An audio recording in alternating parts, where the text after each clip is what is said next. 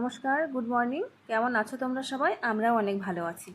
এখন বাজে সকাল 10:30, আর সকাল 6:30টার সময় ঘুম থেকে উঠেছি। ঘুম থেকে উঠে একটু ওয়ার্কআউট করে তারপরে রান্নাবান্না করেছি, আর তারপরে হাজব্যান্ড খাওয়া দাওয়া করে অফিসের উদ্দেশ্যে বেরিয়ে পড়েছে। আর আজকে ভাবলাম যেমন করেই হোক এই জায়গাটা পরিষ্কার করবই। অনেক দিন থেকে অ্যাকোয়ারিয়ামটা নোংরা হয়ে আছে, কিছুতেই পরিষ্কার করা হচ্ছিল না, মানে সময়ই পাচ্ছিলাম না।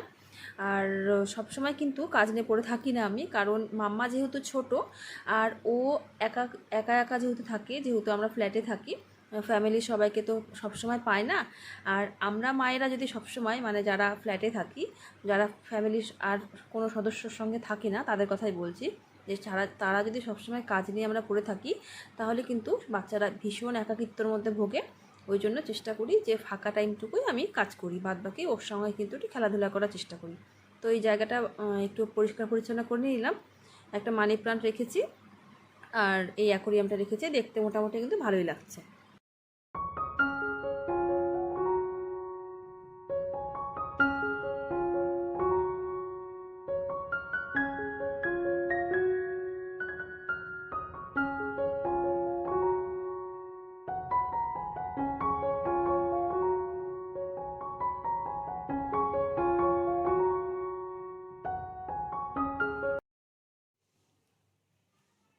কি খাচ্ছ মা? কলা। এই তো নিধির কাণ্ড দেখো, কাঁটা চামচ দিয়ে কলা খাচ্ছে। তার মানে নিধিকে যখন কলার খোসাটা ছাড়িয়ে দিই তখন কিন্তু অর্ধেকটা খায় আর অর্ধেকটা ফেলেই দেয়। আর আমি যদি খাইয়ে দিতে নেই তাহলে কিন্তু মোটেও খেতে চায় না। ওই জন্য একটা বুদ্ধি করলাম, এভাবে পিস পিস করে কেটে একটা কাঁটা চামচ দিয়েছি, এখন মোটামুটিভাবে খাচ্ছে। মনে মনে ভাবছি যে শিশুর, মানে বাচ্চার খাওয়ার জন্য মায়েদের যে কত কিছু করতে হয়, যেসব শিশু খায় না, যেসব বাচ্চারা খেতে চায় না। তো যাই হোক, সেটা তো করতেই হবে। এখন চলে এসেছি রান্নাঘরে। আর এটা দেখো, খাঁটি একদম খেজুরের গুড় ওপরের একটা দাদা দিয়েছিল, ভীষণ সুন্দর গন্ধ আর দারুণ টেস্ট। তো এই দাদা দিয়েছিল খেতে, তো ওপর থেকে একটুখানি আমি রেখে দিচ্ছি আলাদা করে। আর নিচে যেহেতু একটু হালকা জমাট বেঁধে যাচ্ছে, তো ওইটাই আগে খেয়ে নেব। আর ওপর থেকে একটু নালি, মানে যেটা একদম নলেন গুড়, সেটা একটু আলাদা করে রেখে দিচ্ছি। আজকাল তো খাঁটি জিনিসের নামে এত পরিমাণে কেমিক্যাল বিক্রি হয়, মানে কি বলবো। বাড়ি থেকে নলেন গুড় কিনেছিলাম, মানে 80% চিনির রস ছিল ওর মধ্যে। আমি পুরোপুরি ঠকে গেছি। তো প্রথমে বোঝা যাচ্ছিল না, তারপরে গুড়টা যখন ফ্রিজের মধ্যে রেখে দিয়েছিলাম, দেখছি পুরো জমাট বেঁধে গেছে আর পুরো চিনি চিনি হয়ে গেছে। তো খুব খারাপ লাগছিল যে এইভাবে ঠকে গেলাম। তো যাই হোক, আর এত, মানে এই সময় যে এত খাঁটি জিনিস পাবো সেটা আমি কখনোই ভাবিনি। দারুণ টেস্ট ছিল গুড়টা। আর এখন মাম্মাকে নিয়ে চলে এসেছি ছাদে। এটা কিন্তু একদম বিকেল হয়ে গেছে, এখন 4:30 মতো বাজে। ওর ঘুম ধুম হয়ে গেছে, তো এখন মোটেও ঘুমোবে না, বললো মা ছাদে নিয়ে চলো, তো এখন ওকে ছাদে নিয়ে চলে এসেছি। বাবা, এরকম কে করে? হ্যাঁ, কে করে? ক্যাঙ্গারু। তুমি জানো চিড়িয়াখানা? তুমি ক্যাঙ্গারু দেখেছো? না মা, চিড়িয়াখানাতে ক্যাঙ্গারু ছিল না। ছোটবেলায় মা, আমি তোমাকে দেখাবো, হ্যাঁ, আমি তোমাকে ফোনে দেখাবো ক্যাঙ্গারু কেমন করে। তুলবো। কি দেখছো ওইভাবে? প্লেনটা দেখলে চলে গেল। দেখি দেখি দেখি দেখি, ও মা, তাই তো। আচ্ছা, হ্যাঁ, আম নেবে? আম তো এখনো হয়নি মা, কিছুদিন পরে হবে। আমের সবে সবে আমের বোল এসছে, এখন আম হয়নি। হ্যাঁ, এই তো ছাদ থেকে এসে নিধিকে হাত মুখ ধুয়ে কাপড় টাপড় সব ছাড়িয়ে দিয়েছি। আর এখন এই শাড়িটা যখনই গোছাতে নিচ্ছি তখনই বলছে মা আমাকে এক্ষুনি শাড়ি পরিয়ে দাও। আর এই শাড়িটা হলো পাশের ঘরের মামি দিয়েছে, আর মামির মেয়ে ওকে শাড়িটা পরিয়ে দিয়েছে।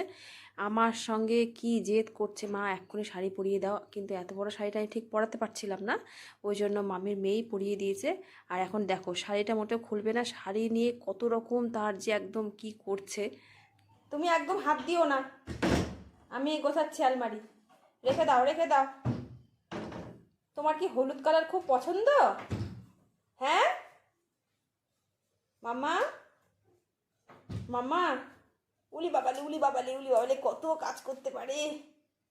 আমি একদম তুমি একদম হাত দেবে না এখানে। আচ্ছা কি সম্পর্ক আছে? ঠিক আছে, আমি তো আলমারিটা গোছাচ্ছিলাম সোনা। ঠিক কেন? আছে, তোমাকে শাড়িটা কে দিয়েছে? কার শাড়ি পরেছো এটা? কেন মা? কার শাড়ি পরেছো বলো আগে? Yellow colour. কার শাড়ি ওটা? কার শাড়ি? এটা আমার শাড়ি। পিপির শাড়ি না দিদির শাড়ি? এটা আমার শাড়ি। আচ্ছা ঠিক আছে। কি বলেছে মা? আলমারির জামা কাপড় সব কিছু গোছানো হয়ে গেছে, একটু তো সময় লাগে। আর এখন 8:30 বাজে, এখন চলে এসেছে রাতের খাবার বানাতে। আজকে রাতে বানাবো সবজি দিয়ে আর ডাল দিয়ে ডালিয়া। তো এইটা আমরা মাঝে মাঝে খেয়ে থাকি, খেতেও ভীষণ ভালো লাগে।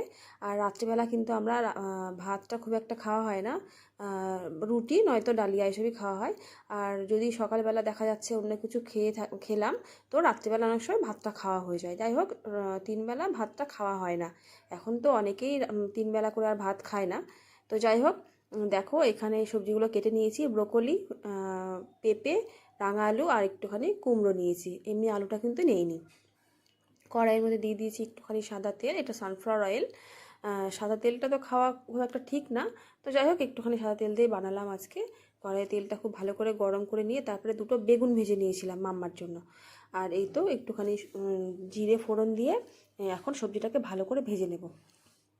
আমার মেয়ের আবার বেগুন ভাজা ভীষণ ভালো লাগে খেতে। আমরা খুব একটা খাই না, কারণ প্রচুর পরিমাণে তেল থাকে, একটু তেলটা এখন একটু অ্যাভয়েড করি। বেশি ভাজিনি, ওই 2টো মতো ভেজেছি, ওর মধ্যে একটা ওকে দেবো আর একটা আমরা খাবো। যাই হোক, তো এর মধ্যে লবণ দিয়ে দিয়েছি, লবণ দিয়ে ভালো করে একটু ভেজে নেব এটাকে। আর এই যে ডালিয়াটা, এটা কিন্তু ভীষণ হেলদি আর খেতেও না দারুণ টেস্ট হয়। আমরা মাঝে মাঝে এই ডালিয়াটা খেয়ে থাকি। একটুখানি হলুদ দিয়ে ভালো করে নাড়িয়ে চাড়িয়ে তারপরে ভিজিয়ে রাখা ডাল আর ডালিয়াটা দিয়ে দিলাম। ভালো করে ধুয়ে ভিজিয়ে রেখেছিলাম। এবার পরিমাণ মতো জল দিয়ে এটাকে জাস্ট সেদ্ধ হতে দেবো, আর কিন্তু কিছুই দেবো না।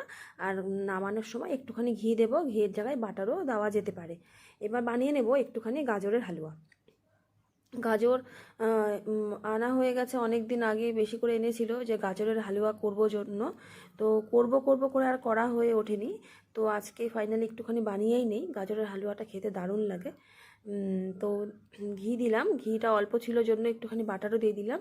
আর দিলাম 2টো তেজপাতা আর একটুখানি এলাচ, একটা এলাচ ফাটিয়ে দিয়েছি। এবার গ্রেট করে রাখা গাজরটাকে ভালো করে দিয়ে একটু নাড়িয়ে চাড়িয়ে নেব। গ্রেট করে না দিয়ে প্রেশার কুকারে সেদ্ধ করেও দেওয়া যায়, তো আমি এভাবে গ্রেট করে নিয়েছিলাম। গাজরের হালুয়াটাও পুরোপুরি একদম হেলদি মতো বানাবো, কারণ মাম্মাকে খাওয়াবো, এই জন্য এর মধ্যে কোনো রকম চিনি ব্যবহার করব না। ওই যে খেজুরের গুড়টা, সেই গুড়টাই দেবো। এই তো দিয়ে দিলাম, ভালো করে ভাজা হয়ে গেছে। এবার দিয়ে দিলাম দুধ দিয়ে একটু সেদ্ধ হতে দেব। সেদ্ধ হওয়ার পরে সামান্য একটুখানি মানে 1 চিমটি লবণ আর গুড় দিয়েই নামিয়ে নেব, তাহলেই তৈরি হয়ে যাবে গাজরের হালুয়া। অনেক রকম করেই তৈরি করা যায়, শুকনো শুকনো করেও তৈরি করা যায়, একদম একটু মানে দুধ থাকবে সেভাবেই তৈরি করা যায়। তো আমি মোটামুটি রেখেছি, যে একদম দুধ থাকছে তাও না, আর একদম শুকনো শুকনো থাকবে তাও না। এর মধ্যে কিন্তু খোয়া ক্ষীর দিলে আরও টেস্ট লাগে, আর খোয়া ক্ষীরের জায়গায় গুঁড়ো দুধ দিলে ভালো লাগে। তো আমার কাছে গুঁড়ো দুধ বা খোয়া ক্ষীর কোনোটাই ছিল না, শুধু এমনি যে গরুর দুধ সেটা ছিল, সেটা দিয়েই বানালাম। তবুও কিন্তু মোটামুটি ভালোই হবে খেতে, খারাপ হবে না। আর যেহেতু গুড় দিয়েছি, খেজুরের গুড় দিয়েছি, টেস্টটা কিন্তু আরও বেশি হবে। এখনই সুন্দর গন্ধ বেরোচ্ছে। এবার একটু ভালো করে ফুটিয়ে নেব। আর আমি গুড় দিয়ে ফোটাচ্ছি কারণ এই গুড়টা কিন্তু ভীষণ ভালো, তার ফলে কিন্তু দুধটা কেটে যাবে না। আর যদি দুধটা গুড়ের মধ্যে যদি মানে ভেজাল মেশানো থাকে, তাহলে কিন্তু এভাবে ফোটালেই দুধটা কিন্তু কেটে যাওয়ার সম্ভাবনা থাকবে। আমার কিন্তু দুধটা কেটে যায়নি। আর এটাকে যদি একদম শুকনো করে নেওয়া যায়, তাহলে কিন্তু অনেকটা সন্দেশের মতো লাগে খেতে, মানে গাজরের সন্দেশ। এই তো আমাদের তো রাতের খাবার হয়ে গেছে, এখন একটু গাজরের হালুয়া টেস্ট করে নেব কেমন হয়েছে। ভিডিওটা ভালো লাগলে একটা লাইক করে দিও। তোমরা কিন্তু সবাই খুব ভালো থেকো, হাসি খুশি থেকো। আজকের মতো এইটুকুই, দেখা হবে নেক্সট ভিডিওতে। আজকের মতো টাটা।